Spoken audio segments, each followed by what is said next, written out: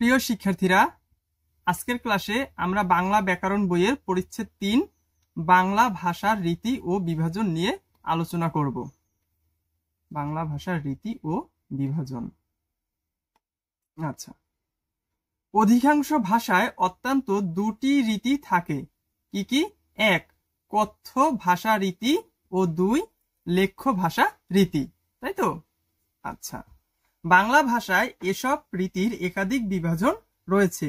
যেমন কথ্য ভাষা রীতির মধ্যে রয়েছে আদর্শ কথ্য রীতি ও আঞ্চলিক কথ্য রীতি।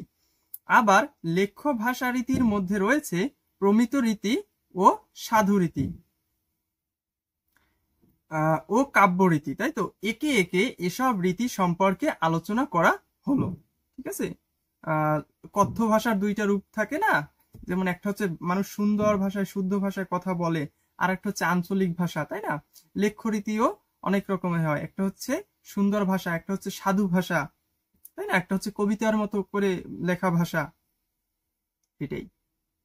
আচ্ছা, প্রথমেই আসছে কথ্য ভাষা রীতি। কথ্য ভাষা রীতি ভাষার মূল রূপ।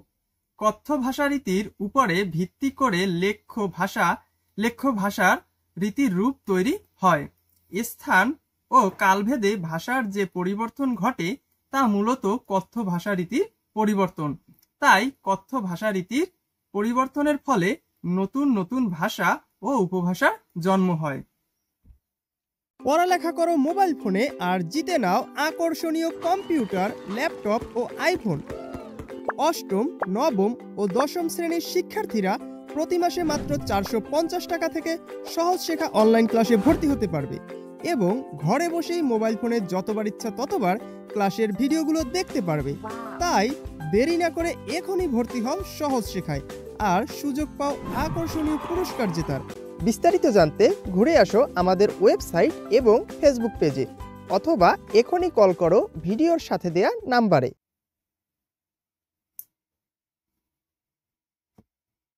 আঞ্চলিক কথ্য রীতি। কথ্য রীতির আঞ্চলিক ভেদ সহজে বোঝা যায়। এই আঞ্চলিক ভেদ সাধারণত অঞ্চলের নামে পরিচিতি পায়, যেমন নোয়াখালীর ভাষা চাঁপাই নবাবগঞ্জের ভাষা কিংবা সুন্দরবন অঞ্চলের ভাষা। ভাষার এই আঞ্চলিকতা উপভাষা নামে আখ্যায়িত হয়ে থাকে। বাঙালি কারা? বাংলাদেশের মধ্য ও দক্ষিণ অঞ্চল। পূর্বী বাংলাদেশের পূর্ব অঞ্চল, ত্রিপুরা এবং আসামের বরাক অঞ্চল। বরেন্দ্রী বাংলাদেশের উত্তর পশ্চিম অঞ্চল। কামরূপী বিহারের পূর্ব অঞ্চল, পশ্চিমবঙ্গের উত্তর অঞ্চল এবং বাংলাদেশের রংপুর অঞ্চল। রাঢ়ী কারা? পশ্চিমবঙ্গ। ঝাড়খণ্ডী পশ্চিমবঙ্গের পশ্চিম অঞ্চল ও ঝাড়খণ্ডের পূর্ব অঞ্চল প্রভৃতি কয়েকটি উপভাষার নাম। আচ্ছা, কয়েকটি উপভাষার নাম কি? বাঙালি, পূর্বী, তারপরে কি আছে? বরেন্দ্রী, কামরূপী, আর কি রাঢ়ী এবং ঝাড়খণ্ডী। পাওয়া গেল? আচ্ছা, এরপরে আছে কি আছে? আদর্শ কথ্য রীতি। আদর্শ কথ্য রীতি হলো বাঙালি জনগোষ্ঠীর সর্বজনীন কথ্য ভাষা। বাংলাদেশ, পশ্চিমবঙ্গ ও ত্রিপুরায় নানা ধরনের অডিও ভিডিও মাধ্যমে প্রচারিত বক্তব্য, আলোচনা, নাটক ও সঙ্গীতে এই রীতির প্রয়োগ দেখা যায়। এই রীতি প্রমিত লেখ্য রীতির ভিত্তি। তবে বক্তার সামাজিক অবস্থান, জীবিকা, শিক্ষা ও সংস্কৃতি ভেদে আদর্শ কথ্য রীতিতে কম বেশি তফাৎ থাকে। বুঝা গেল? লেখ্য ভাষা রীতি। লিখিত বাংলা ভাষার আদি নিদর্শনের নাম চর্যাপদ। প্রায় 1000 বছর আগে লেখ্য বাংলা ভাষার কাব্য রীতিতে এটি রচিত। ব্যবহারিক প্রয়োজনে ক্রমে লেখ্য গদ্য রীতির জন্ম হয়। 19 শতকের সূচনায় এই গদ্য রীতি সাধু রীতির জন্ম দেয়। 20 শতকের সূচনায় সাধু রীতির পাশাপাশি চলিত রীতি জনপ্রিয় হয়ে ওঠে। আচ্ছা, 21 শতকের সূচনায় চলিত রীতির একটি আদর্শ রূপ প্রমিত রীতি হিসেবে গৃহীত হয়েছে। এই প্রমিত রীতি লেখ্য বাংলা ভাষার সর্বজন গ্রাহ্য লিখিত রূপ। তাহলে যদি প্রশ্ন আসে যে লেখ্য বাংলা ভাষার সর্বজন গ্রাহ্য লিখিত রূপ কি, সেটা হচ্ছে প্রমিত রীতি। ক্লিয়ার? আচ্ছা, এরপরে আসলো কাব্যরীতি। বাংলা কাব্যরীতি দুই ভাগে বিভক্ত। পদ্যকাব্যরীতি, একটা হচ্ছে কি পদ্যকাব্যরীতি ও গদ্য কাব্যরীতি, তাই তো? পদ্যকাব্যরীতিতে ছন্দ এবং মিল থাকে, ফলে তা ভাষার সাধারণ বাক্য গঠন থেকে আলাদা হয়। পদ্যকাব্যরীতি বাংলা ভাষার সবচেয়ে পুরনো রীতি। বাংলা সাহিত্যের বহু অমর কাব্য এই রীতিতে রচিত। পদ্যকাব্যরীতির পাশাপাশি বাংলা ভাষায় গদ্যকাব্য রীতিও রয়েছে। গঠন বিবেচনায় গদ্যকাব্য রীতির বাক্য সাধারণ বাক্যের চেয়ে আলাদা হয়ে থাকে। বোঝা গেল? আচ্ছা, এরপরে আসলো সাধু রীতি। দাপ্তরিক কাজ, সাহিত্য রচনা, যোগাযোগ ও জ্ঞানচর্চার প্রয়োজনে লেখ্য বাংলা ভাষায় সাধু রীতির জন্ম হয়।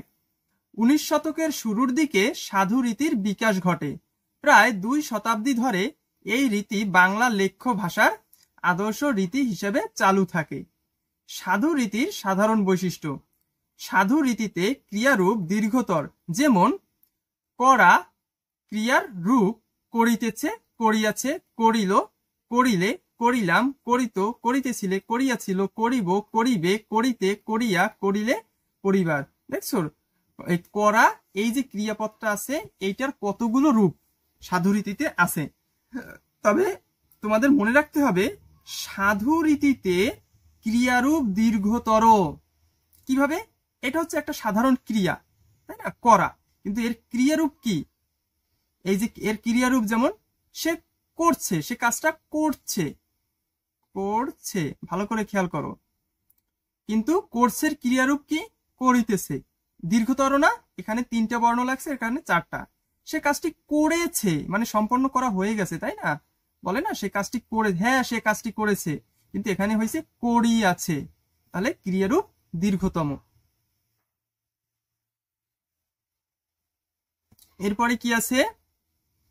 সাধু রীতির বহু সর্বনামে হ বর্ণ যুক্ত থাকে, যেমন তাহারা, ইহাদের, যাহা, তাহা, উহা, কেহ ইত্যাদি। সাহিত্যে সাধু রীতির উদাহরণ।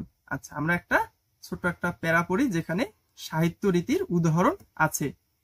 দেখো, মহাসমুদ্রের শত বৎসরের কল্লোল কেহ যদি এমন করিয়া বাঁধিয়া রাখিতে পারিত যে সে ঘুমাইয়া পড়া শিশুটির মতো চুপ করিয়া থাকিত, তবে সেই নীরব মহাশব্দের সহিত এই লাইব্রেরির তুলনা হইত। এখানে ভাষা চুপ করিয়া আছে, প্রবাহ স্থির হইয়া আছে, মানবাত্মার অমর আলোক কালো অক্ষরের শৃঙ্খলে কাগজের কারাগারে বাধা পড়িয়া আছে। ইহারা সহসা যদি বিদ্রোহী হইয়া উঠে, নিস্তব্ধতা ভাঙিয়া ফেলে, অক্ষরের বেড়া দগ্ধ করিয়া একেবারে বাহির হইয়া আসে, হিমালয়ের মাথার উপরে কঠিন বরফের মধ্যে যেমন কত কত বন্যা বাধা আছে, তেমনি এই লাইব্রেরির মধ্যে মানব হৃদয়ের বন্যাকে বাঁধিয়া রাখিয়াছে।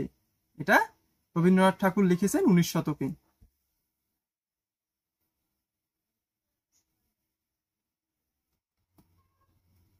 দাপ্তরিক কাজে সাধু রীতির উদাহরণ: আমরা দৃঢ়ভাবে ঘোষণা করিতেছি যে আমরা যাহাতে স্বাধীন সত্তায় সমৃদ্ধি লাভ করিতে পারি এবং মানবজাতির প্রগতিশীল আশা আকাঙ্ক্ষার সহিত সঙ্গতি রক্ষা করিয়া আন্তর্জাতিক শান্তি ও সহযোগিতার ক্ষেত্রে পূর্ণ ভূমিকা পালন করিতে পারি, সেই জন্য বাংলাদেশের জনগণের অভিপ্রায়ের অভিব্যক্তি স্বরূপ এই সংবিধানের প্রাধান্য অক্ষুণ্ণ রাখা এবং ইহার রক্ষণ, সমর্থন ও নিরাপত্তা বিধান আমাদের পবিত্র কর্তব্য। এটা কোথায় লেখা আছে? বাংলাদেশের সংবিধান, 20 শতক। আচ্ছা, এরপরে আসলো প্রমিত রীতি। 20 শতকের সূচনায় কলকাতার শিক্ষিত লোকের কথ্য ভাষাকে লেখ্য রীতির আদর্শ হিসাবে চালু করার চেষ্টা হয়। এটি তখন চলিত রীতি নামে পরিচিতি পায়। এই রীতিতে ক্রিয়া, সর্বনাম, অনুসর্গ প্রভৃতি শ্রেণীর শব্দ রস হয় এবং তৎসম শব্দের ব্যবহার অপেক্ষাকৃত কমে। প্রথম দিকে চলিত রীতিতে শুধু সাহিত্য রচিত হতো, দাপ্তরিক কাজ ও বিদ্যাচর্চা ইত্যাদি হতো সাধু ভাষায়। দেখছো, এককালে অফিসিয়াল কাজকর্মের লেখা সাধু ভাষায় লেখা হতো। 20 শতকের মাঝামাঝি নাগাদ চলিত রীতি সাধু রীতির জায়গা দখল করে। ক্রমে জীবনের সব ক্ষেত্রে সাধু রীতিকে সরিয়ে চলিত রীতি আদর্শ লেখ্য রীতিতে পরিণত হয়। 21 শতকের সূচনা নাগাদ এই চলিত রীতিরই নতুন নাম হয় প্রমিত রীতি। তাই তো, চলিত রীতিরই নতুন নাম হয়েছে প্রমিত রীতি। এটি মান রীতি নামেও পরিচিত। বর্তমানে বাংলাদেশ, পশ্চিমবঙ্গ ও ত্রিপুরায় যাবতীয় দাপ্তরিক কাজ, বিদ্যাচর্চা, সাংবাদিকতা ও যোগাযোগের ভাষা হিসাবে প্রমিত রীতি লেখ্য বাংলা ভাষার প্রধান রীতিতে পরিণত হয়েছে। আচ্ছা, এরপর কি আছে? প্রমিত রীতির সাধারণ বৈশিষ্ট্য। প্রমিত রীতিতে ক্রিয়া, সর্বনাম ও অনুসর্গ রসতর। প্রমিত রীতিতে এই যে ক্রিয়া, সর্বনাম আর অনুসর্গ কি? অনুসর্গ হচ্ছে ছোট, ঠিক আছে, বড় না, বরং ছোট। আমি এইটা আঁকছি এই কারণে বুঝাইতে চাইছি যে যদি সাধু ভাষাটা এত বড় হইতো তাহলে প্রমিত ভাষাটা এতটুকু, ঠিক আছে, ছোট। আচ্ছা, সে যাই হোক, ক্রিয়ার ক্ষেত্রে যেমন করা, ক্রিয়ার রূপ, করেছে, করেছে, দুঃখিত, করছে, করেছে, করলো, করলে, করলাম, করতো, করেছিল, করেছিল, করব, করবে, করতে, করে, করলে, করার। সর্বনামের ক্ষেত্রে যেমন তারা, এদের, যা, তা ও কেউ ইত্যাদি। অনুসর্গের ক্ষেত্রে যেমন থেকে, হতে, সঙ্গে ইত্যাদি।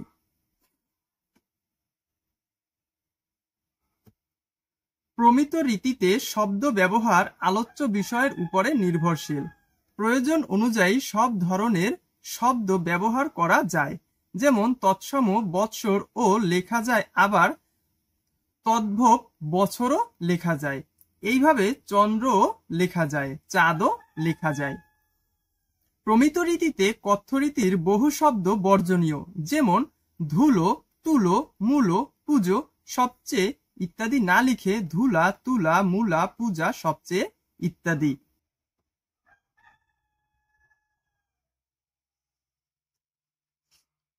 পূর্বে উল্লেখিত সাধু রীতির সাহিত্যের উদাহরণ প্রমিত রীতিতে নিম্নরূপ হবে।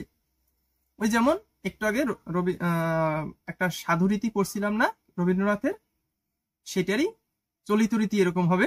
মহাসমুদ্রের 100 বৎসরের কল্লোল কেউ যদি এমন করে বেঁধে রাখতে পারত, ওইখানে লেখা ছিল বাঁধিয়া রাখিতে পারত, তাই না? মনে আছে তো?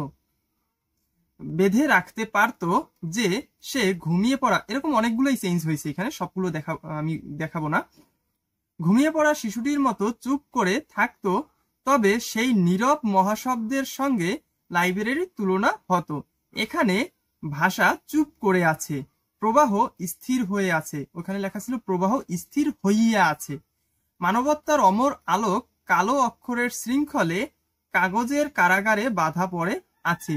এরা সহসা যদি বিদ্রোহী হয়ে ওঠে, নিস্তব্ধতা ভেঙে ফেলে, অক্ষরের বেড়া দগ্ধ করে একেবারে বের হয়ে আসে, হিমালয়ের মাথার উপরে কঠিন বরফের মধ্যে যেমন কত কত বন্যা বাঁধা আছে, তেমনি এই লাইব্রেরির মধ্যে মানব হৃদয়ের বন্যাকে বেঁধে রেখেছে।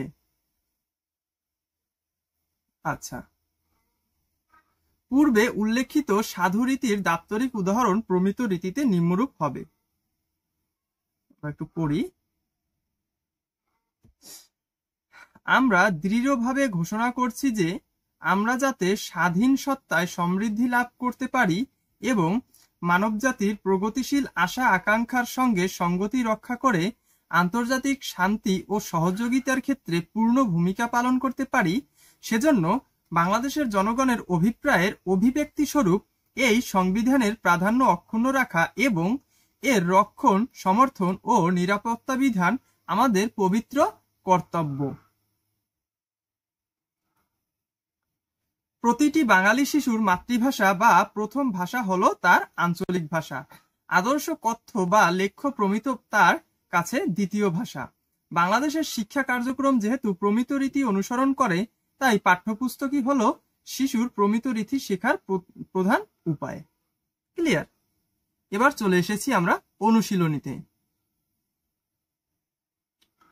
বর্তমানে লেখ্য ভাষার আদর্শ রীতিকে কি বলে? বর্তমানে লেখ্য ভাষার আদর্শ রীতিকে বলে প্রমিত রীতি। কারণ বর্তমানে প্রমিত রীতিতেই সব বই খাতা পুস্তক, বেশিরভাগ বই খাতা পুস্তক লেখা হয়ে থাকে। বাংলা ভাষায় গদ্য রীতির সূচনা হয় কবে? এটা হবে 19 শতকের শুরুতে। ঠিক আছে,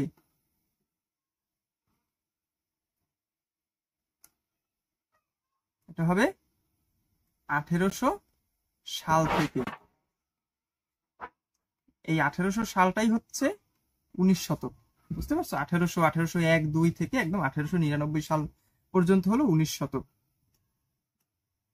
এরপরে লিখছে কি, নিচের কোনটি সাধু রীতির ক্রিয়াপদ? এইটাই তো ক্রিয়াপদ। করিল, সে করলো কিন্তু না হবে কি করিল, তাই না? কিন্তু করেছে, এটা হচ্ছে তোমার প্রমিত রীতি। করতো প্রমিত রীতি, করলাম প্রমিত রীতি। সাধু রীতি হয়তো যদি এখানে করিলাম লিখতো, কিন্তু সেটা কি লিখেছে? না, লিখে নাই। তাহলে উত্তরটা হবে করিল, তাই তো? সাধু রীতির বৈশিষ্ট্য কোনটি?